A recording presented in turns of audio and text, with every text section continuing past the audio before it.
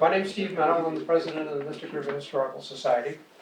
And these are called members meetings, besides having a speaker, so we're going to do a little membership stuff first. Just a few notes. I think as everybody knows, this is our 50th anniversary. We were founded in 1973. We walked in the parade on Sunday. That's the first time we've ever done that. I had polled the members, and we're going to maybe get about 15, and I think we had 17 people, so we're doing great. But we did take some photos, and those are on our website. If you were to go to our website, there's a page called Scenes of Mystic, and I think I managed to pick photos that got everybody that walked in there at least once, so very good. Since this is our 50th anniversary, we are trying to do different things this year. And as I've mentioned in the previous meetings, we're going to have haven't quite figured out the right name for this. Is it a birthday social, an anniversary social, a birthday party? But anyway, on September 24th, which is our actual 50th anniversary, it's a Sunday, we're going to have an event at the Mystic Shipyard on the other side of the river. There'll be a supper buffet, there'll be a DJ, and we can dance or just listen to music from the 70s. It's an opportunity just to get together and have a good time. We'll provide more information on that as time goes on. We've got a couple people co-chairing that, and we're trying to lock in on a price and what the menu will be and whatever activities we might have at the same evening. But we'll keep you posted on that, but mark your calendar, September 24th. Every year we also have an open house at the Portersville Academy on High Street. That's on the same day that Connecticut has its open house day, and we're certainly going to participate in that. We're working on the display that we'll have this year, but I am hoping that maybe one day a month during the summer we'll have the Portersville Academy opened, and we might try changing around the displays that are in there so people can get a different view of some of the information that we've collected as a historical society. But anyway, we'll keep you posted on that. Normally it's the second Saturday in June. I'm not sure what date that is yet. We do have walking tours. If you're familiar with our website, we do have some self-guided tours. There are different brochures, different things that we, over the years, have tried to outline of historical interest. And we're working on a couple ideas for some new ones. And I'm hoping that by the time September rolls around, we'll be able to say, hey, we've got a new walking tour, and whether it's self-guided or whether it's guided by one of our board members, we'll let you know, but working on that. And I think also, as people know, who are members that have been looking at the newsletter, Lynn Schroeder, each one of our newsletters this year has been trying to capture what was happening in a particular decade of our existence. We had the 70s, the 80s, and we'll have the 90s and the aughts and the teens. But anyway, she's done a great job researching everything that has happened with regard to the society during those time periods, and I think the feedback's been pretty good. As a matter of fact, I think some of the what you've written has also been up in the news, Mystic Times, I believe, or at least we've submitted it. Hopefully it'll end up there. Okay, so 50th anniversary. Always looking for more board members. By our bylaws, we are supposed to have 12. We currently have 9. We're going to be losing one. Robert Boris, a life member, is willing to come aboard as another member, so we'll get back to 9. But I'm looking for 3 more people. So if somebody that wants to volunteer for the board, normally we'll have formal elections in May, which is only 2 months away. I can appoint you at any time. But if you're interested, all you have to do is be a member and willing to help out. At one point, besides the board, we had a lot of committees, but now they're all kind of the same people. So many hands make light work. So if someone's interested, we could more than welcome you. And if you aren't a member yet and you like what you see tonight, or you like what you've seen this past year, we do have membership applications in the back. But if you're not ready to commit yet, we do have a list where you could give us your email address, and we'll keep you informed with emails about the things that are going on. And actually, that list has resulted in 4 new members, so that works. And as you can tell, tonight our talk is being recorded by Frank of SEC TV. We have been recording I think the talks, for the most part, with maybe one or two exceptions since last February. We do put them on our website, probably in a couple weeks. Tonight will be available, and I'll let members know via email, but you can just keep an eye on our website and watch it again, or for those of you who might want to recommend it to someone else, you can see it that way. Okay, just to talk about, before I introduce Lou for tonight's talk, what's coming up in April and May. Originally in April, we had planned for a talk on rum runners. That didn't work out, but we're going to have Captain Jeffrey Jones talking about the $100 super yacht. Some of you may have noticed north of the bridge, tied up there is the Allyn. That's what he's going to be talking about. He sailed that from Fiji back in 2019. He has been on a bit of a speaking tour. He spoke at the Seaport, he spoke at the Noank Historical Society, and he'll be talking to us on April 12th. And from what I've understood, talking to people that have seen him talk, it's a great presentation, and hope to see you all next month. And we'll be wrapping up the year with a talk in May by Bill Peterson. I think many of you know him, but he'll be talking about the latest edition of his book, Mystic Built, Shipbuilding on the Mystic River, and that's going to be May 24th. And that'll do it for the year. But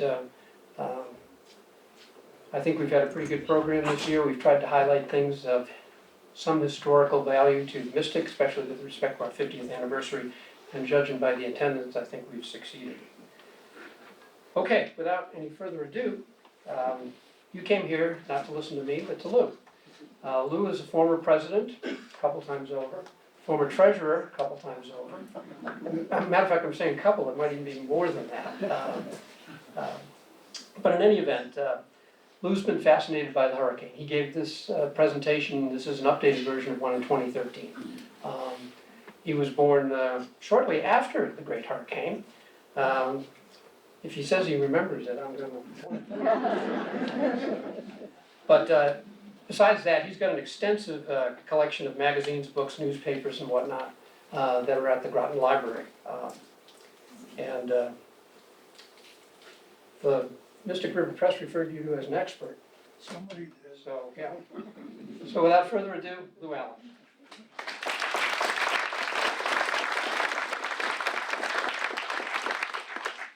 Welcome all you smiling faces. A few years ago at one of these meetings, a youngish man walked up to me and said, "Lou, how can I help?" And he's now the president, the treasurer, and the webmaster, so be careful.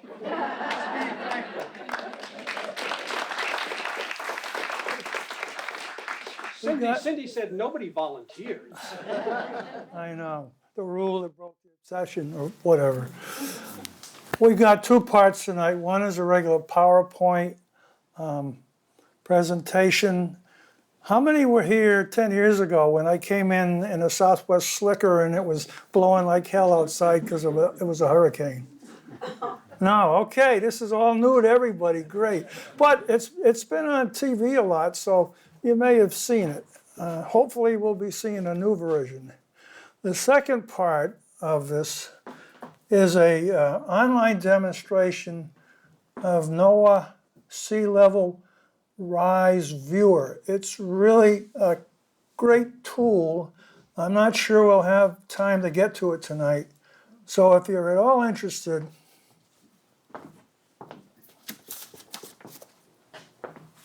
just leave your name and email address and I will send you access to this tool and some instructions how to use it. It's really quite a step forward in hurricane planning.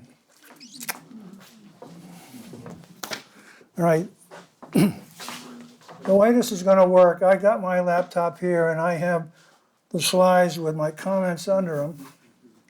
Steve is going to press the next slide whenever I say NEXT. Did you say All right. I'm going to talk about hurricanes in general, little bits. Most of you are familiar. Then 1938, and focusing along the coast here from New London over to the Rhode Island beaches. That's where most of the deaths and damage occur, except for out on Long Island. Next.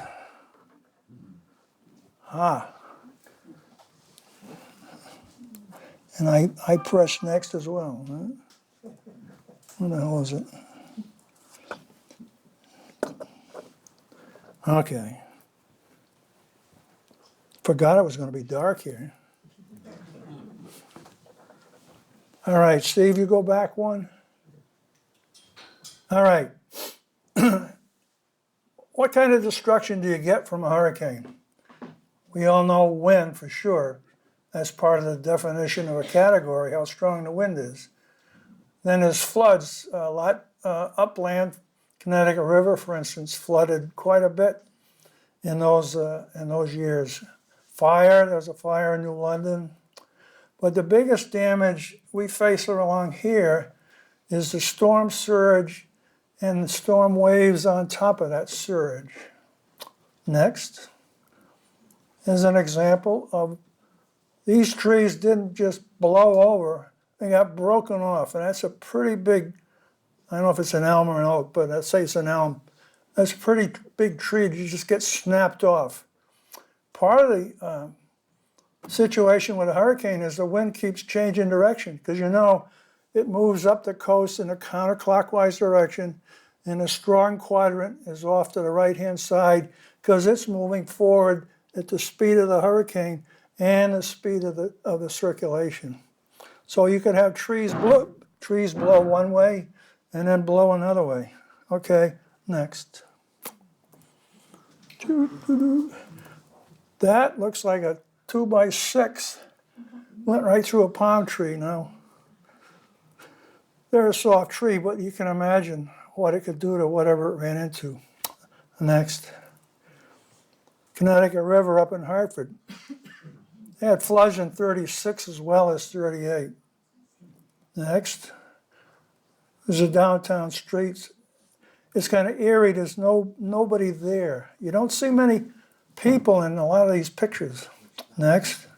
Is that Hartford? Yes. And here we are up in Holyoke, where the water's coming by all the mills and over the dam. New London caught fire. Next, sorry.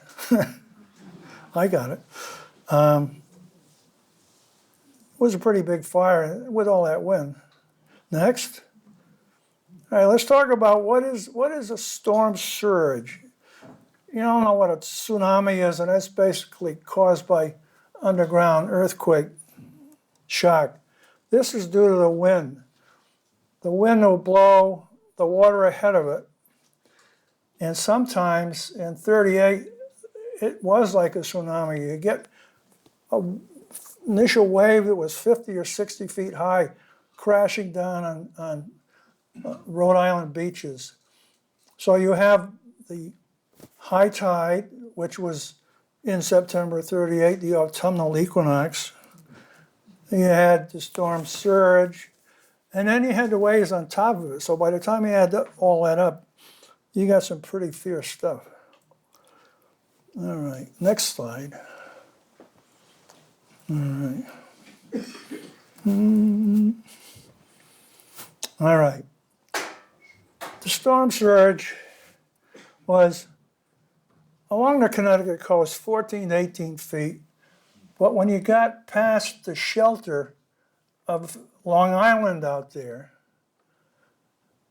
you're more exposed. Now, in here, we got protected a little bit by Fisher's Island. But along the Connecticut, the Rhode Island coast especially, we're getting 25-foot surge. And that's plus the waves on top of it. Now, this will show you that the way the deaths ran, 4 people died in Mystic. 1 woman bled to death when Her window blew in and cut her all up.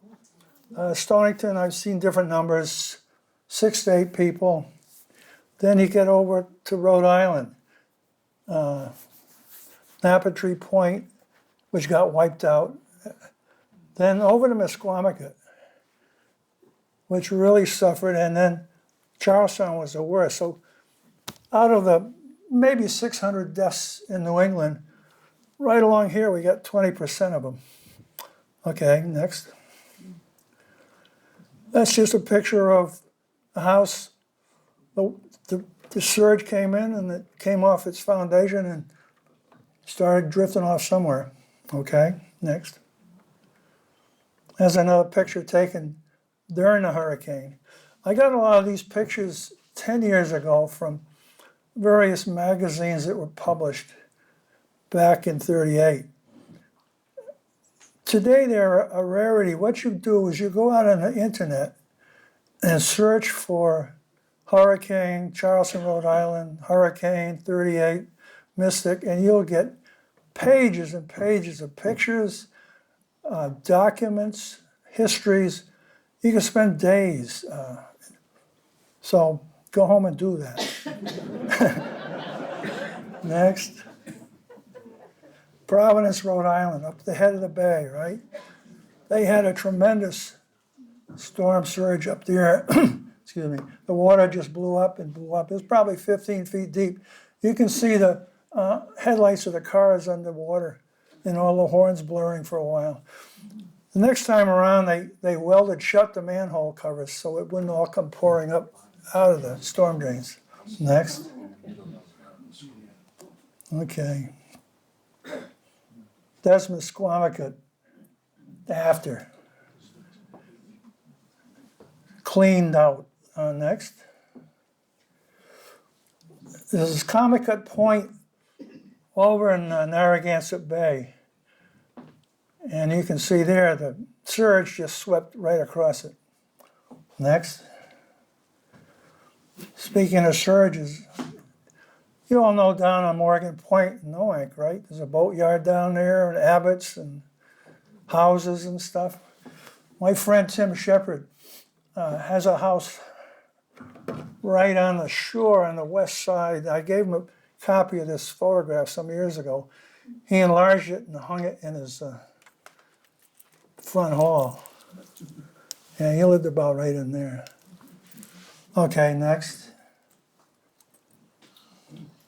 That's just a house that was basically torn in half. Next. So what happened? And that's what a hurricane can do to you. What happened in '38? Next. All right. You're probably familiar with the Stafford-Simpson scale. The '38 hurricane was, in terms of wind speed, because it slowed, it was about a 5 hurricane down off the Carolinas, and it slowed down, but it picked up speed. It was coming north at 70 miles an hour, very unusual. So they rated it as a category 5 because of the surge, not so much because of the wind. The wind was only 121 miles an hour. It's an average. There are reports of gusts of 160, but okay, next.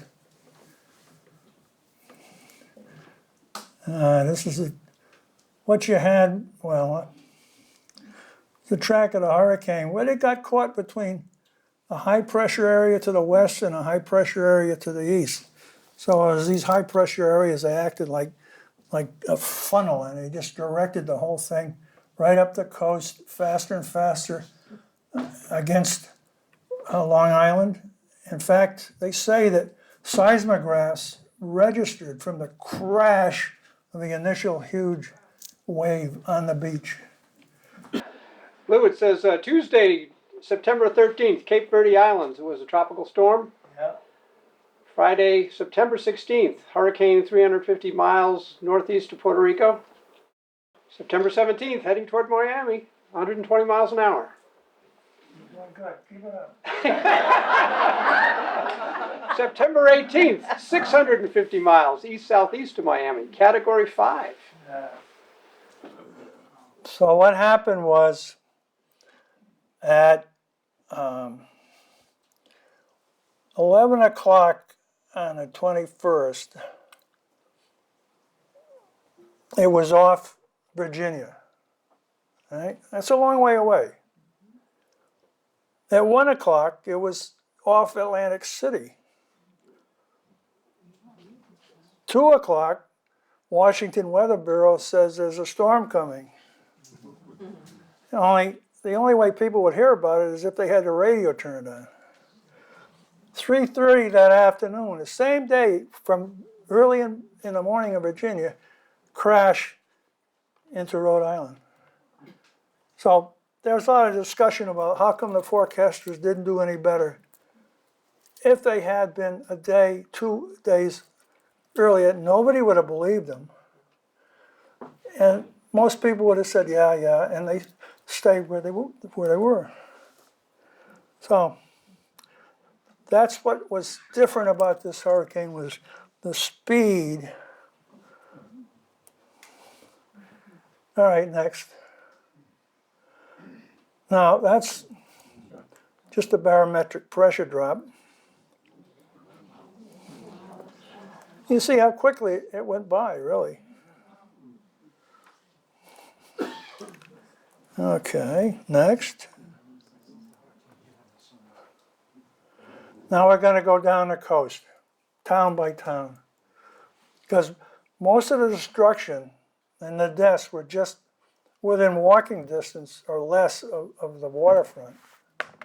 Mystic, for instance, had high tides and winds that blew the trees over, but there were a lot of ruined canned goods in the grocery store basements, but nothing like down on the coast. All right, next. Yeah, see that's Fisher's Island. Long Island's out here. Those beaches in Rhode Island, totally exposed. Okay, Ocean Beach in New London. Everybody been over there as a kid? Dodgems, ski, lovely place. It used to be kind of a honky-tonk area like Revere Beach was for so many years outside of Boston. Next.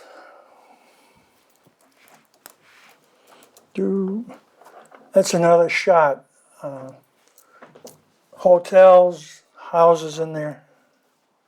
Next. That's what it looks like today. Well, some years ago. The casino and a beautiful boardwalk.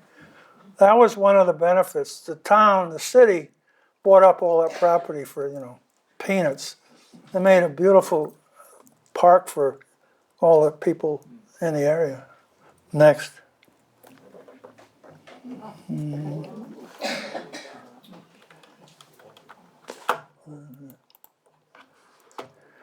Okay. That's the railroad tracks in New London. You can see that huge, I think it was a submarine tender, the Fulton, or one like it, not the Fulton, right up on the tracks. They had to dig a channel in from the river to float that off.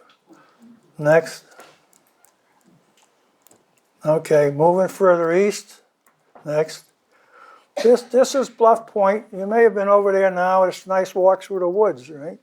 There were all these cottages over there at the time. In fact, there's a story about a guy that bought a cottage, and he walks down the day after the hurricane, and he's looking for his cottage. Oh, it's gone. He walks up inland to the lot he bought to put the cottage on. Oh no. And there it is. What could go wrong? That's another thing, that's now a state staying owned. Some great public benefit resulted from the hurricane. Okay, next. All right, now here's a good old Groton Long Point, a lagoon. All right. You'd be surprised how different areas suffered from the waves down here was kind of protected. But most of the place, you just wash right over it. Next. That's kind of step out the door and where's your house, man? Next. Whoops. Next. Houses were well built, but they weren't boats. That just kind of. Next. That's in the lagoon. Next.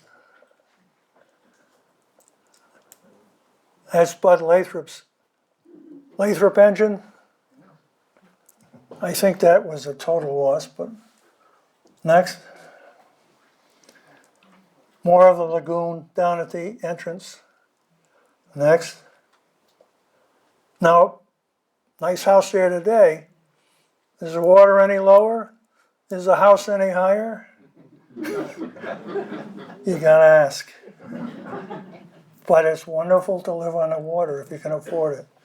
Next. Now that's the casino. I used to go there as a kid and get triple scoop ice creams till the top one fell off. All right, next. That's the casino today. They moved it back in place and fixed it up. Next. Mystic. How many people are from Mystic? Hands up. Good. Now, when I said Mystic is protected, there's Route 95. Down here in town is the bridge, the railroad bridge, and you notice Mason's Island out there. So, not much damage from surge. There was some. The water went up, but you didn't have those huge crashing waves. So next. Now you can see there's the weights from the Bascule Bridge. And that's about as high as the water got in town. Next.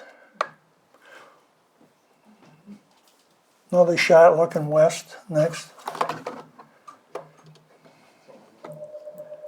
Okay, what do we got here? Oh. Notice how all the trees are blown over. At that point, the wind was coming out of the east. And that's West Mystic Avenue. And all those elms just got toppled over that way. Next. There's Library Street. You see the size of the roots. I don't think they had many chainsaws back then either. Next. That's Greenville Avenue. Where that tree came from, I don't know. But I don't think that's seaweed up there, but it's weird. Next. The Mystic Depot. Yep. Next. Next. That's what it looks like from another view. Packard Tower building is still there. But next. Bank Square. A little bit. The water's not too bad. Next. And that's what it looks like today. It flooded just about the same amount, Hurricane Carol. And next. Had the rubble off the streets pretty quick. And had the National Guard out because people were looting. Next. That's the old Durham Enders razor blade factory over there, right next to where the YMCA is today. Next. The Baptist Church. You go look at the steeple today, it's good as new, because it is. Next. All right. Now, you see in the background, I think that's Stanton's Chevrolet, but this is the Methodist Church, just down the street from the post office. It just blew apart. Nothing knocked it over, it just kind of disintegrated. So they got a new church. Next. Now that boat was over across the river at Lathrop Engines getting a new engine. And it broke loose across and came across the street and up onto Gravel Street. Okay, next. This is over on Water Street, a lot of mud in the road, some boats. Next. Here we are, cleanup. See that pulling this yacht up out of the river. It just sank there. But you see all the docks and the buildings, they're unharmed. Next. Flanagan's Bridge, it used to be called. Right on your left is Dairy Queen, which used to be Tasty Freeze. But, you know, the railroad tracks are there, so it was like a breakwater. There was some damage, but the bridge is still there. Okay, next. My haunts, Mason's Island. Okay, here's Mason's Island sticking out into Fisher's Island Sound. There's the right-of-way bridge of the causeway. Next. Mason's Island Yacht Club in 1938, summer of. Next. A roadside view of the club. Next.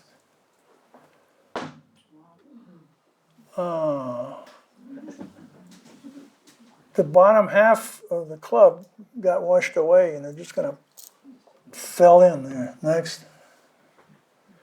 There it is again.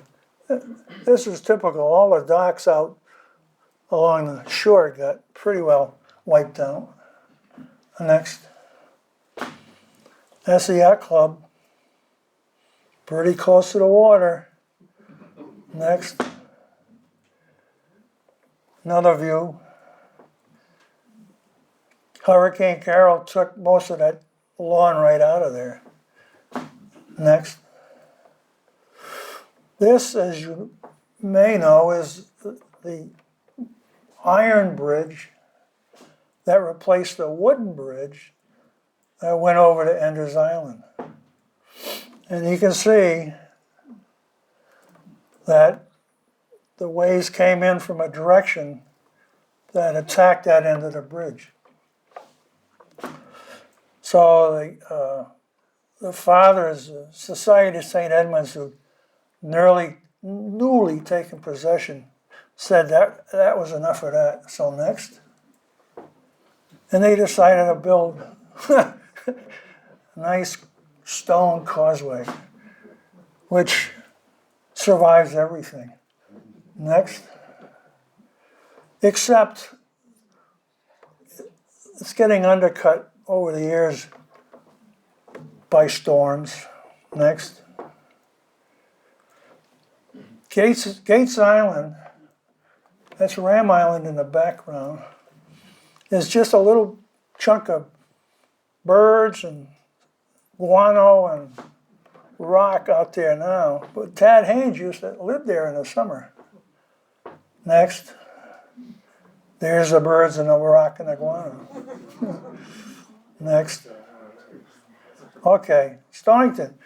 Stonington has a little breakwater here and a little breakwater over there, but not much protection.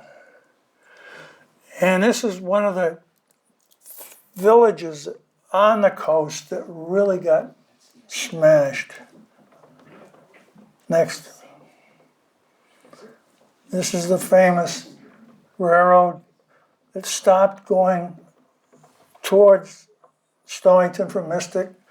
And then the engineer wanted to keep on his schedule. So off we go. He's dragging lobster pots and moorings and boats behind him. He finally got stuck. Then a woman hopped off and she panicked and got swept away. So then somebody had the bright idea. They went to uncouple all the cars. Everybody crowded up front and they made it into the Stonington railroad station. Next. That's the track, yeah. So, next. That's just, this is where the Wattawannock Yacht Club is now. You're looking northeast, all the stuff piled up against the tracks. Next. There's a better shot. Can you imagine the tons of debris everywhere? Next. Now that's what you're doing when you're trying to shore it all back up again so you can get the trains going. Next. Nice steam engine, I don't know what it was, pile driver or a derrick or something. Next. That's what it looks like today. Beautiful little bridge. They raised it up a little bit. Next. Now, a lot of the small fishing fleet was anchored right all around the point of Stonington. You know, mostly Portuguese fishermen lived in houses in the borough. And this is what they faced in the morning. Next. And there's the fleet today. Big improvement. Next. This is on Front Street. You know where the Christmas tree, the lobster pot Christmas tree is? And the farmer's market? That's that place. Next. Another view. Next. There's the summer's day. Next.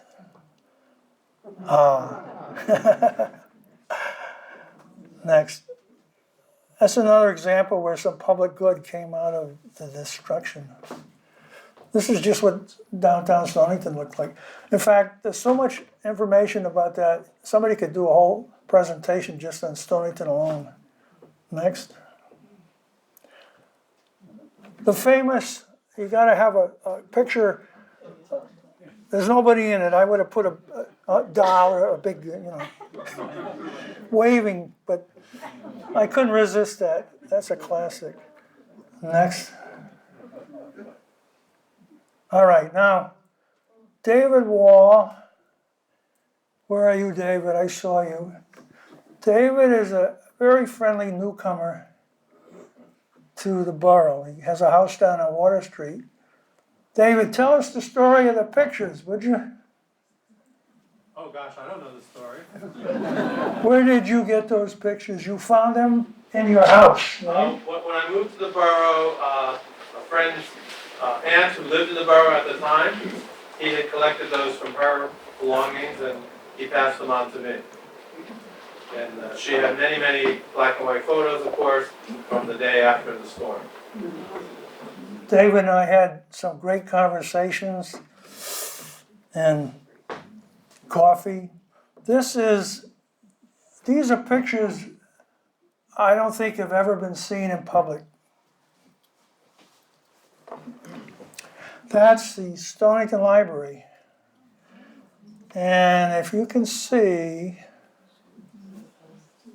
it's hard to see, but there's a column with a cannonball on it. And there's the other one. It's still there. I walked by the other day, there they were. Trees falling all around, and the cannonballs are still there. Next. These are different shots. There was a Army engineer's boat up on the shore. This is a house that was being used as a Red Cross center. I mean, we're a long way from big mobile vans that come in from FEMA, but people did what they could. Next. There's a big tree on that house. Now over on the east side of the point is a road that name escapes me because I lost my place here. Steve, what's the name of the house, road there? The Whistler House on Main Street, The Whistler House, and next to it? Percy Williams' house on Hancock Street. Yeah, Hancock Street. Hancock Street. It says Pibber House at the corner of Main and Harmony Yeah, and Percy Williams House. yeah, thank you. Next.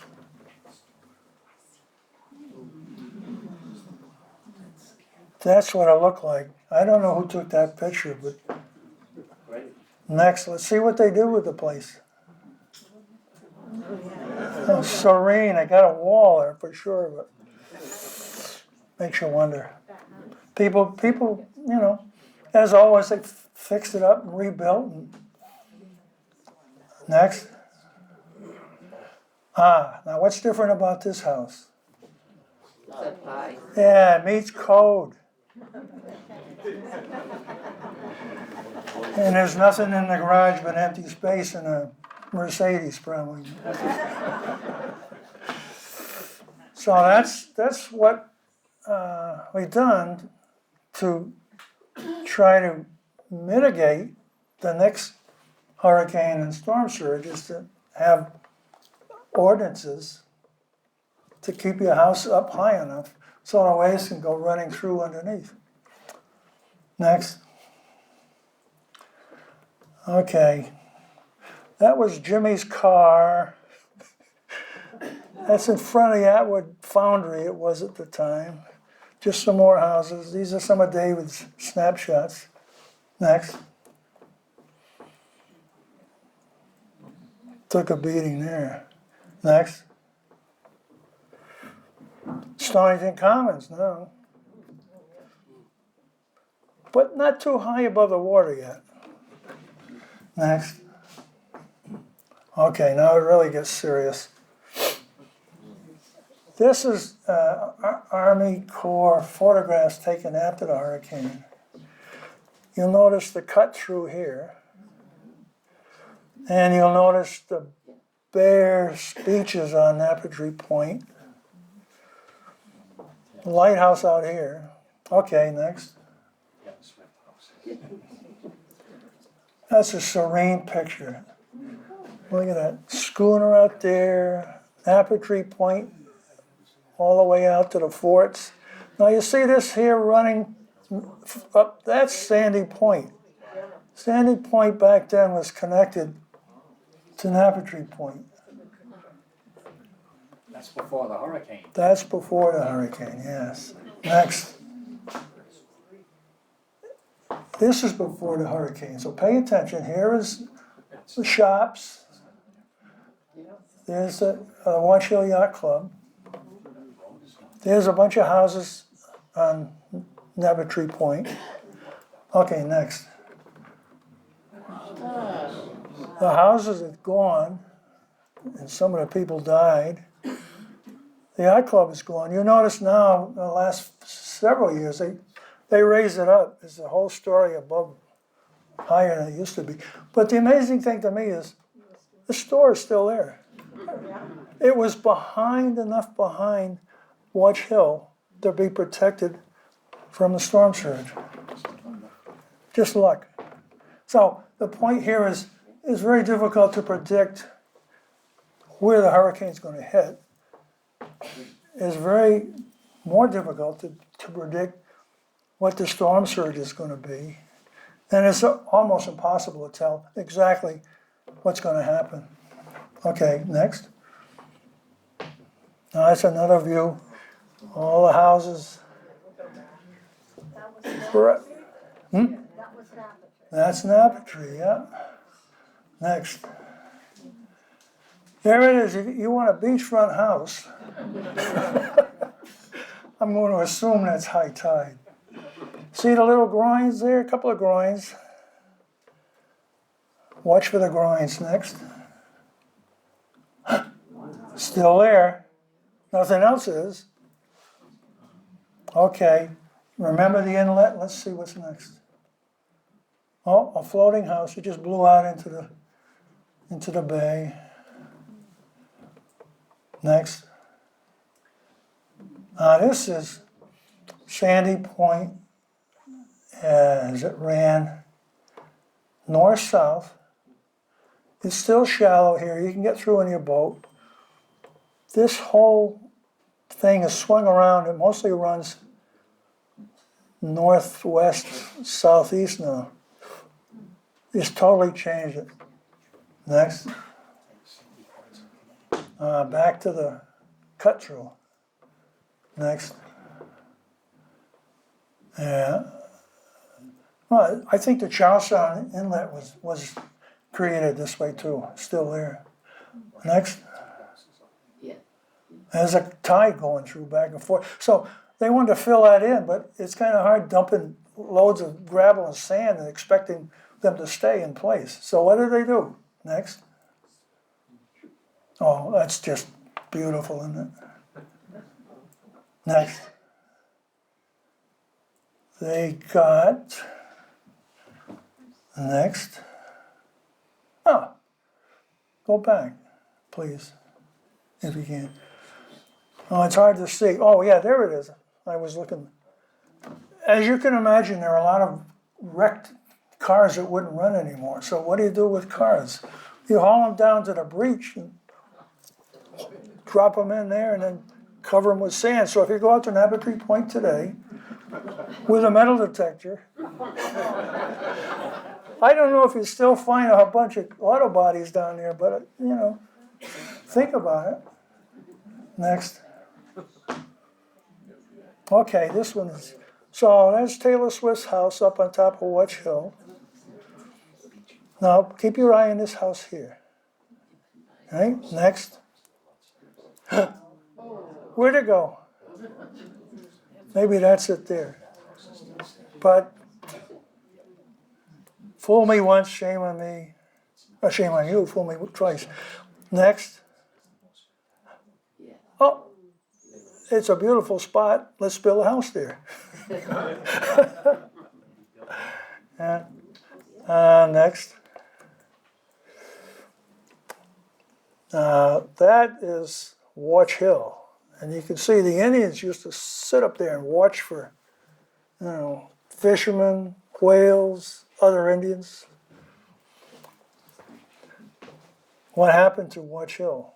Next. It got washed away. A lot of it. Next. So, as we like to do, don't give in to nature. Get out the rocks and the machinery and build a wall. Next.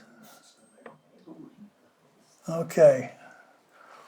Now, I think there were a couple of lighthouse keepers out there during the hurricane. Very nervous people. And you can see why, because afterwards the road was all washed out.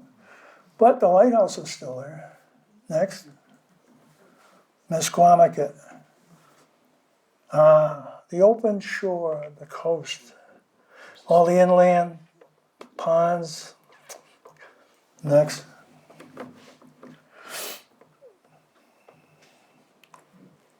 No, here we are before and after. He's talking about the two posts. Like, there they are. A lot of the rest of it's gone. Just gone. Went right into the cove behind. Next. There's total destruction there. Next.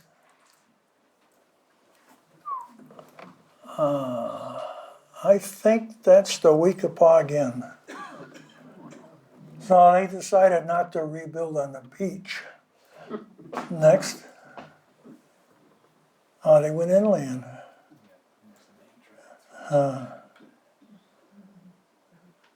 Next. Oh, I had a picture of the New Mesquamaket Inn back up away from the shore. Okay, this is State Beach. State of Rhode Island, city of Westerly, bought up all that beachfront property for pennies on the dollar, you might say. And they built a beautiful State Beach, and there's a Westerly Beach too. Next. Another public benefit. Next.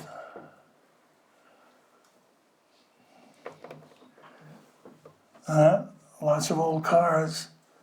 Next. No cars, no road, no nothing. Next. But we came back, here we are today. Next. Weekapaug, further down the coast. This is afterwards. Look at all the sand that was washed off the beaches inland. Next.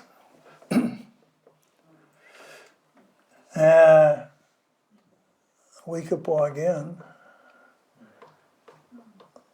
It's funny how just the end of that got sliced off. Right? And looks like a lot of water came in too. Next. Oh, there it is now, that's the picture. Safely inland, tucked away from the storm surges. Next. This is a house on top of a dune. Held up pretty well, and they braced it up afterwards. They probably had to tear it down a little bit. Next. Just more shots of houses on the dunes. The sand got washed away. But it was over pretty quickly. I mean, if you had 40 hours or 30 hours or 20 hours of incessant surf, they'd all be gone, but it just blasted through, and that's what was left. Next. There's a picture. I think these are people that worked in the inn there and wondered what are they going to do. Next. There you go. You got the stove. You got a bed somewhere in the back, I guess, and you carry on. Next. And you got to have this, the little one. Now, I think those are darning eggs in the, but maybe they're real eggs. I couldn't really tell. Yeah, you don't need that many. Darning it. That would be right. Yeah. And I don't think they're potatoes either, but we'll never know. At least she shaved her down. All right, next. All right, I mentioned public benefits. There they are listed, just around here. So when you walk around and you take trips and go out for the day, remember the hurricane. Okay, next. Yeah. Okay, would it be any different today? Next. Well, as I mentioned earlier, in 9 hours, it went from way down in Virginia to Long Island.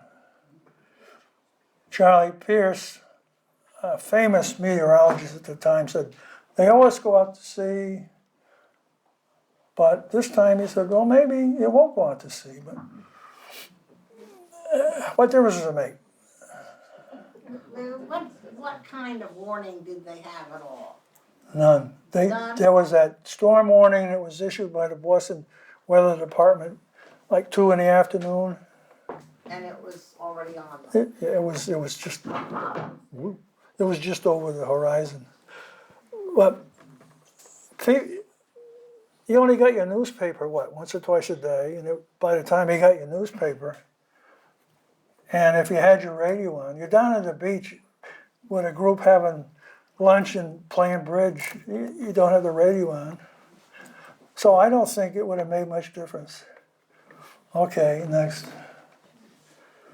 Yeah, see. It would take, I studied this, good question. It would take 2 hours to broadcast and then 7 more to get everybody out because a lot of people don't want to leave.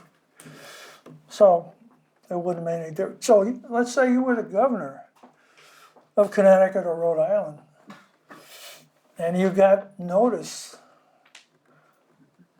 even today, if you get all these Weather Channel cones and warnings and stuff, you still don't know where in the whole breadth of Connecticut and Rhode Island it's gonna hit. So when do you say, okay, everybody leave the shore? It's kind of almost impossible, I think. They're getting better. That model I mentioned about rising sea, and they've got one for slosh, which is called, it shows how the surf and the waves add to the depth of the high tide. Best thing is to just be prepared, I think. So, next.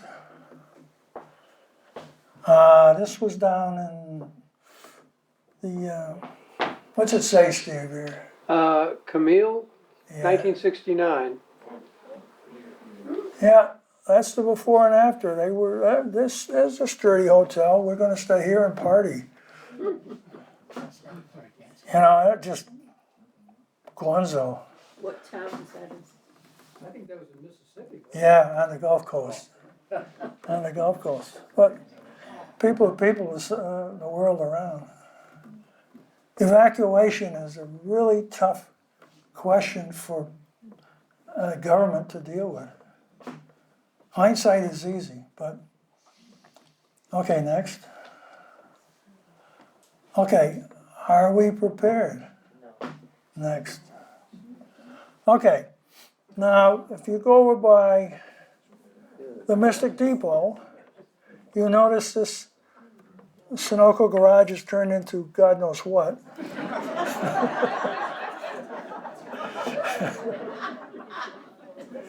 But it is definitely high enough, right?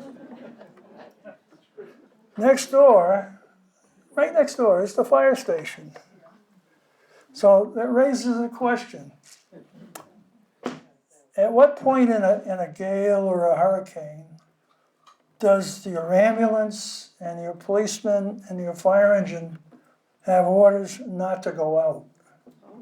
You can't just pick up 911 if it works and say, I need help, because they can't come if it's that bad.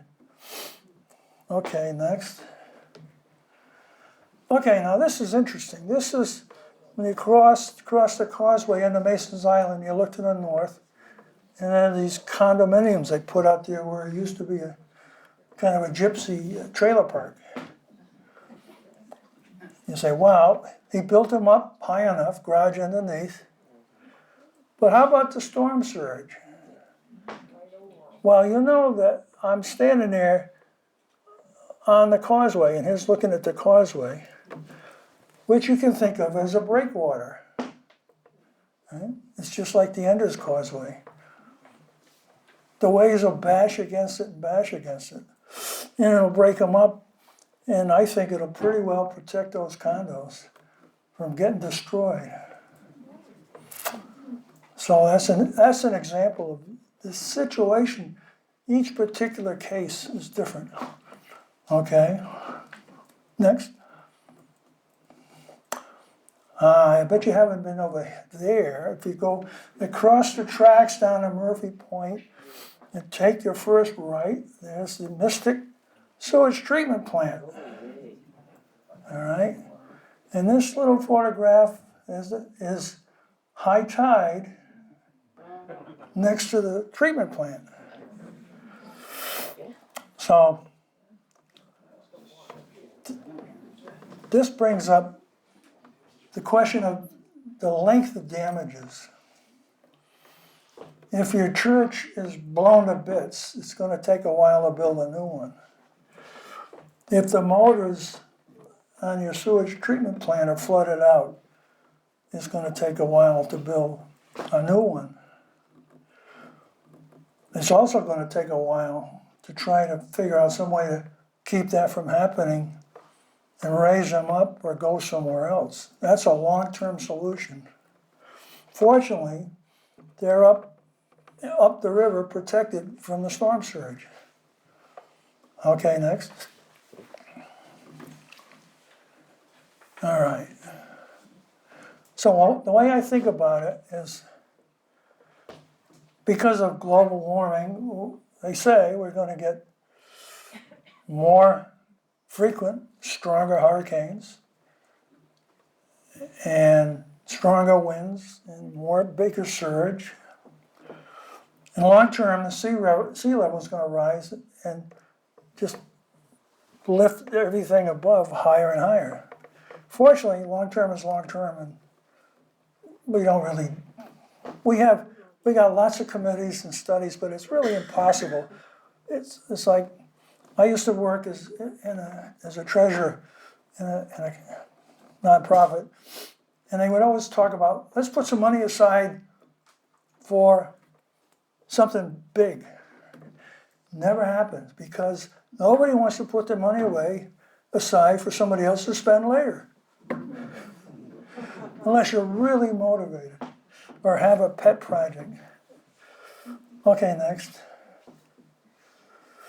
So if you go onto the websites, just search Groton, Stonington, emergency management, coastal resilience. You'll find there's a whole bunch of boards and departments and task force, committees, plans, GIS maps, and that's just Stonington and Groton. I mean, the next level up is Connecticut, and then the feds. So there's a tremendous amount of information out there and concerns and talking about it, but what I would ask is that you spend some time and get to know what's going on in your town. At least be on the distribution list or read the reports and stuff. So you'll know what's going on anyway.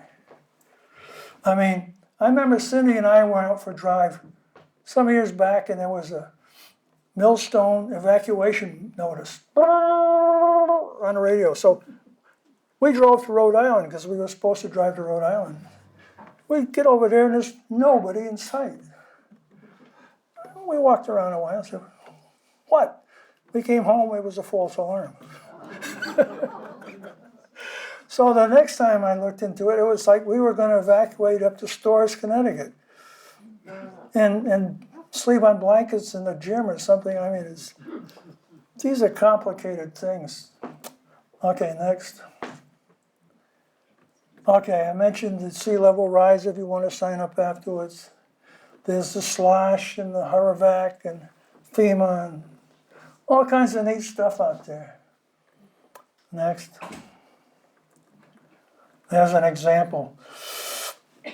This shows you different levels of inundation by color. That sea level one is interactive. You can move the sliders around and watch the water go up and down.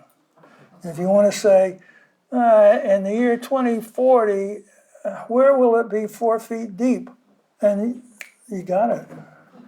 So before you buy a house, it's something people might want to look at. Hello, next. Okay, suppose that hurricane happened today. I think with all the warnings we get, that people are smart enough to move away from the beach. And they're not going to get caught by surprise.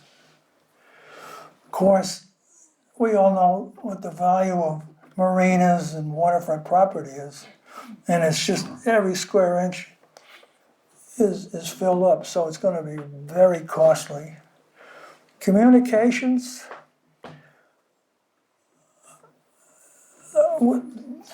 Town of Stonington will call you up with notices about, deep snow and stuff like that. So they have a system to alert everybody if the phones are working, or if your smartphone hasn't run out of juice. So that's something to think about. If I have an electric car and all my communications are battery driven, where is my backup charging station? Now, the government response,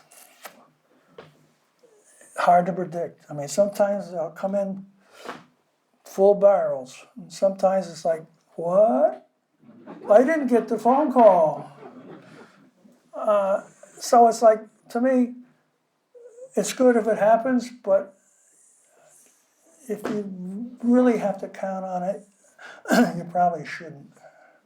Next. Well, that's a long way from history, but that was some opinion. So what time is it? I got 8:36. You want to take questions and maybe I can access that tool? Yeah, all right. We'll have some lights so I can see who's asking questions. Sure. Neil, you had something to say. Well, I had a question to the audience. Oh, all right, stand up. We all like to see. I'll try to stand up. I predicted that, don't worry. I was not a resident of Connecticut when all this happened, all right? Okay, And so I see that the hurricane in tonight's event talks of it being Connecticut and Rhode Island.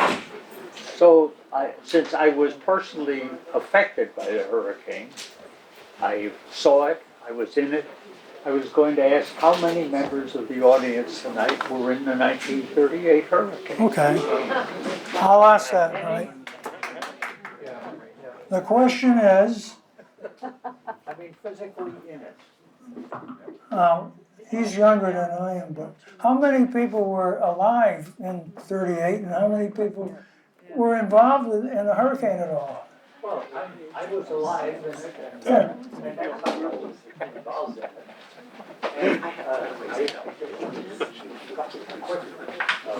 Come on up here. Oh, no, Oh, no? too far to move. I'd like to carry the show If you over a can hear trip. me, All right, I lived along the Hudson River in New York, one of those sleepy hollow towns, you know.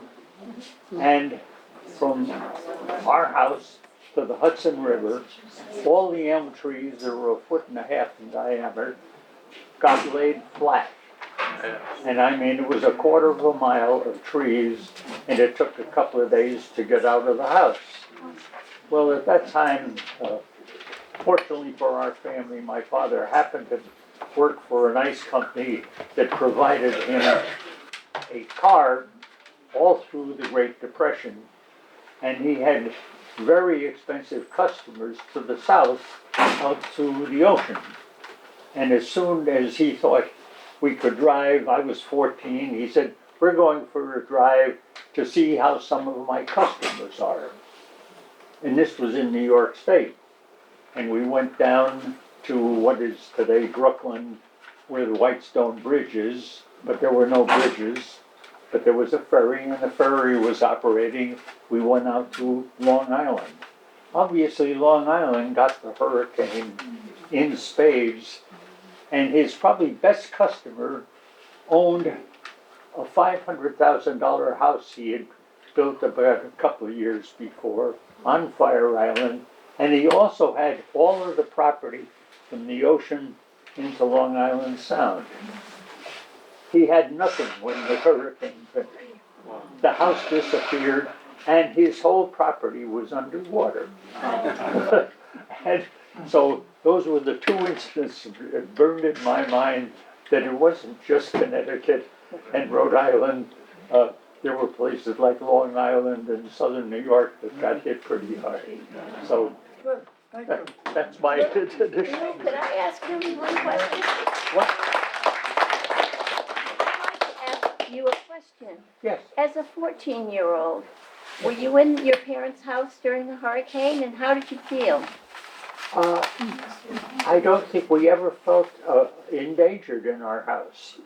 I mean, the houses around us survived, but the trees didn't. So no, and when we went traveling, one of the first things I saw near what they called the Clawson Point Ferry was probably a half mile of what do you call it, farmland, and it was dead flat, and out in the middle of it was a 40-foot cabin cruiser that the only way it could have gotten there floated in from the ocean, so anyway.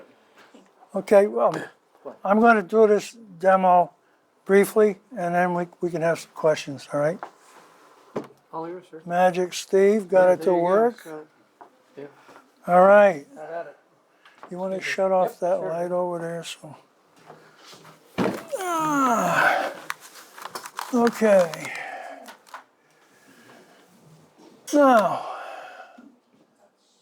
over here it says MHHW, mean high, highest water. And then if you move this up,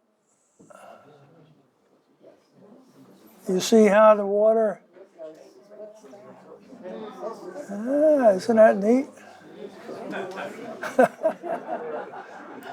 All right, so that's fun. And you can move this around, just go any way you want. I tell you what, sign your name and your email, and I'll have a distribution list, and I'll send you. It's pretty fun to use, and you can do it yourself. Great. All right. All right. Any other question? Want to take some questions? Yeah. Just a few since it's getting a little late.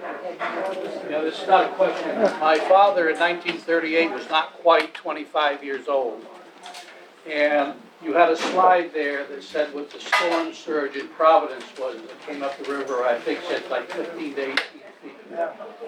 He tells the story that he was in Providence working, I think it was on a Sunday, when the hurricane hit on the Sunday. He was a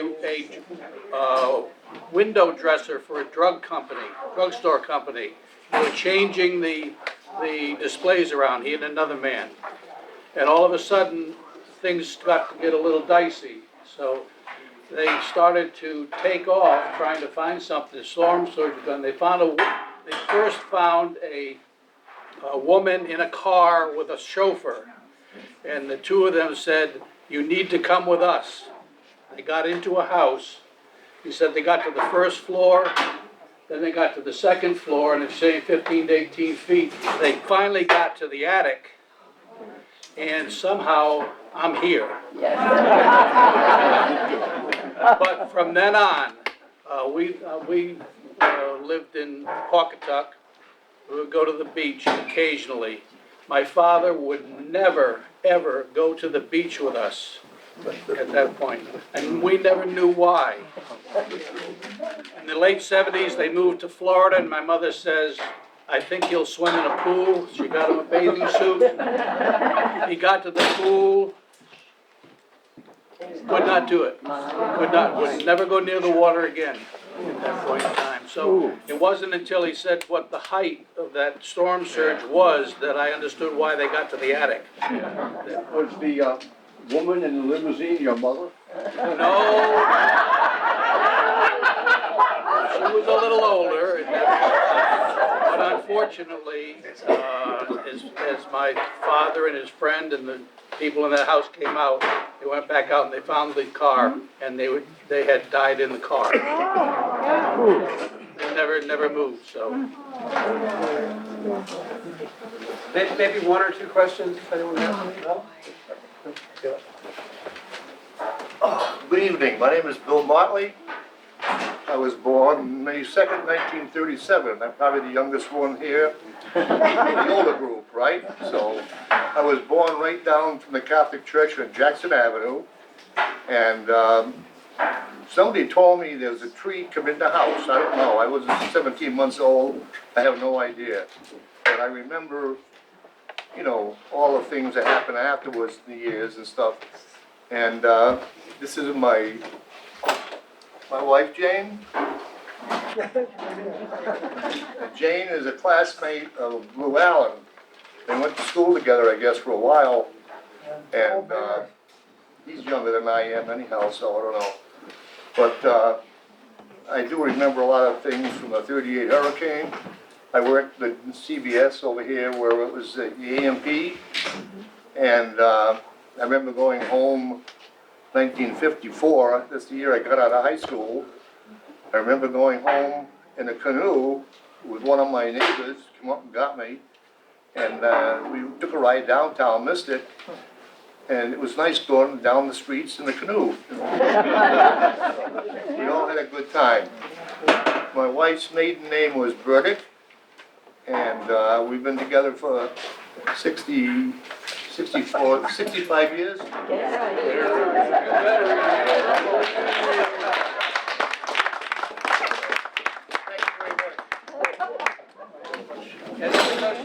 you very much. I just have a comment, but my father was 28 years old when the hurricane hit. He and my family, my uncles and grandparents lived in Woonsocket. And got hit pretty bad up there. But the day or two after, he was driving a truck, like a big van truck. It was loaded up with supplies, and he drove it to Westerly. And when he got there, they unloaded it appropriately and whatnot, and they were imploring him, stay here. They needed the truck, you know? And he didn't know what to do. He could not, he tried to call Woonsocket, he could not get through. Communications were totally down. So he had, not knowing what to do, just got in his truck and went back to Woonsocket. But the communications, I guess, were totally out. And this is the days after, you know, the hurricane.